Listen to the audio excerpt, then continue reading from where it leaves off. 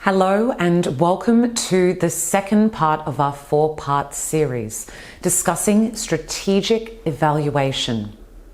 We've previously discussed strengths and how strengths can be viewed from multiple angles, how they can transmute into weaknesses, and how it's very important to frame strengths as the value that you bring and receive in all interactions. Now, let's start a conversation about weaknesses. I've already discussed this to a degree in the conversation centered upon strengths and strategic evaluation. However, weaknesses deserve their own topic of discussion and focus. So weaknesses. There are many different stories, of course, that come to all of our minds. We've all sat there within meetings or next to our computers working away and thought, my goodness, what just happened? What's caused this? Why is this moving in this direction? This is unexpected and this is not helpful and or productive. We can all recall those anecdotes and those stories when we've been spoken to by someone in a business context and it hasn't really sat very well with us. This has happened to everyone. I would say it's a universal experience, but however, what is not the universal experience is how you chose to respond to that. Think about that. How did you choose to respond? Did you respond? Was your response silence? Was your response a particular facial expression or a comment or leaving that particular interaction? Or was it sitting in fright and not knowing what to do? These are all responses. Just because something may not have been said doesn't mean you didn't respond. So think about this and think about how this could be framed in the term weaknesses, or as I like to call it, areas for improvement. We all have areas for improvement. To deny this or say otherwise really doesn't look into the full capability and capacity that you have within yourself, and in essence demonstrates a inability to look beyond where you are at this point in time. We all have room for improvement. Now, of course, all of our starting points are different. So you may have a starting point right now of 30 years of experience in a range of different fields or one field in particular. You may be starting out and transitioning into a whole new career. Perhaps you're advancing your studies in all sorts of different ways, whether it be in an organized manner, for example, at a university or a TAFE or further learning institutions, or whether you've taken it upon yourself to create your own learning journey and dove deep into the internet and into books and into conversations with people who have a certain wisdom that you seek to acquire for yourself. Consider what your starting point is. This is very important in your own strategic evaluation of your areas for opportunity to grow and also those of the people that you're interacting with.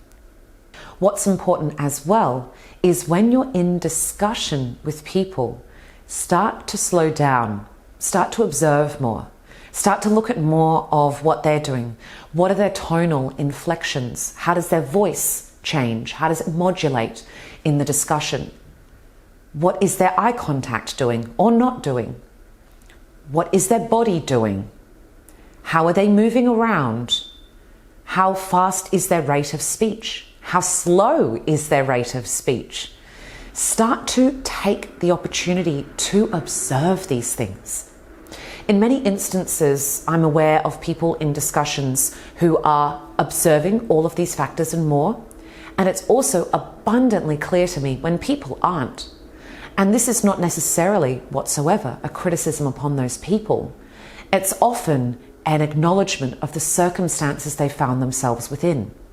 They may have rushed to a meeting and been late, therefore being anxious and nervous to actually establish that rapport back again and ensure that the outcome of the meeting is reached, or multiple outcomes.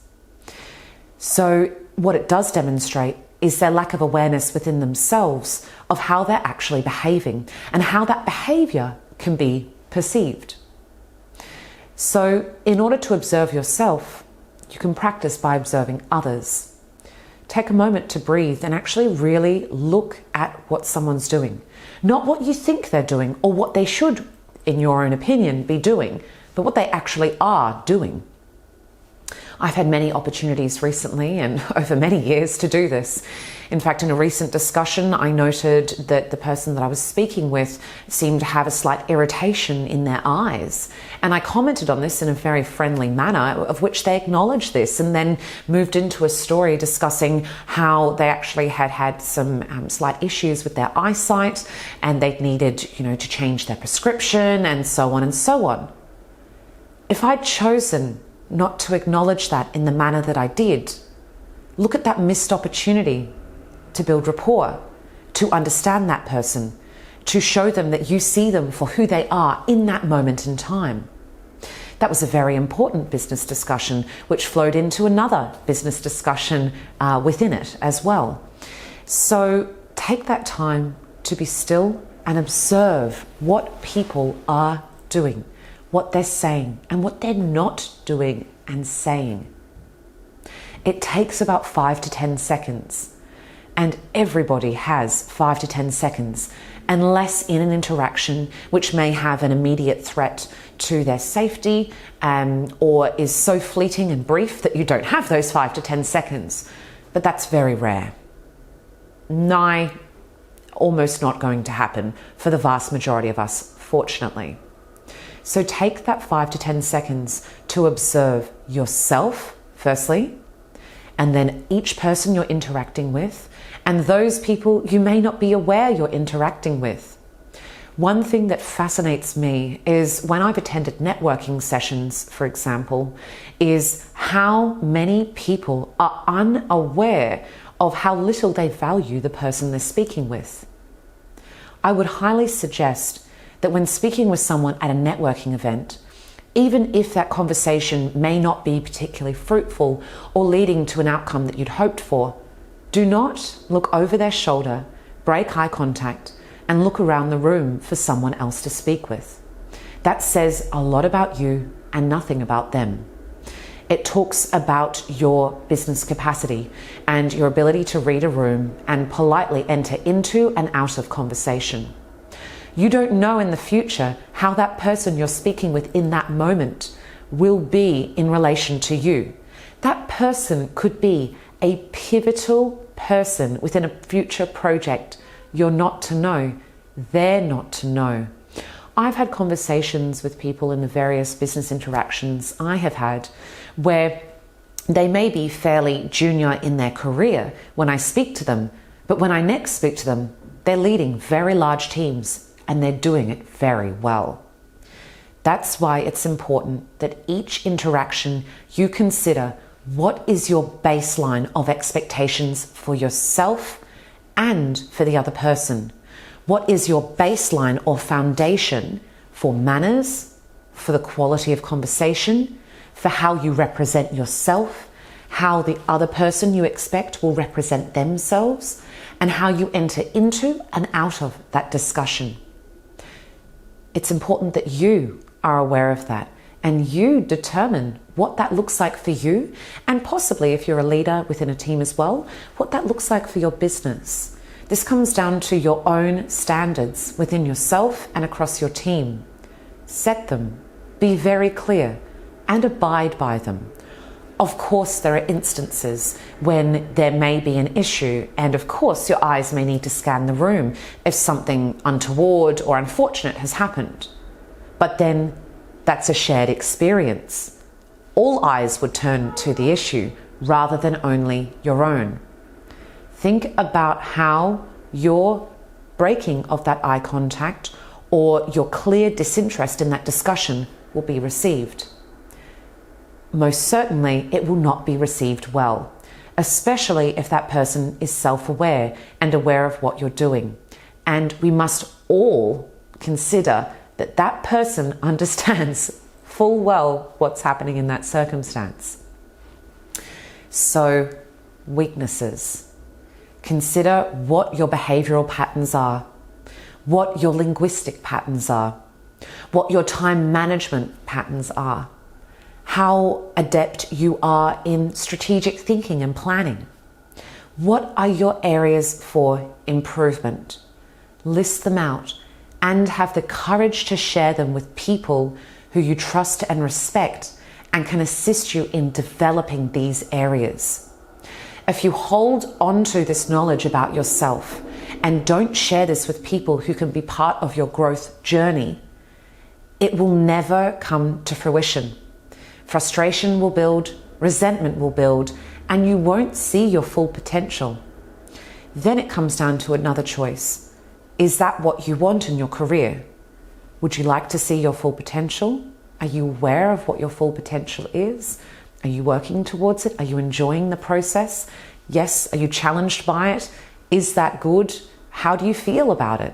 There's lots of questions to ask yourself.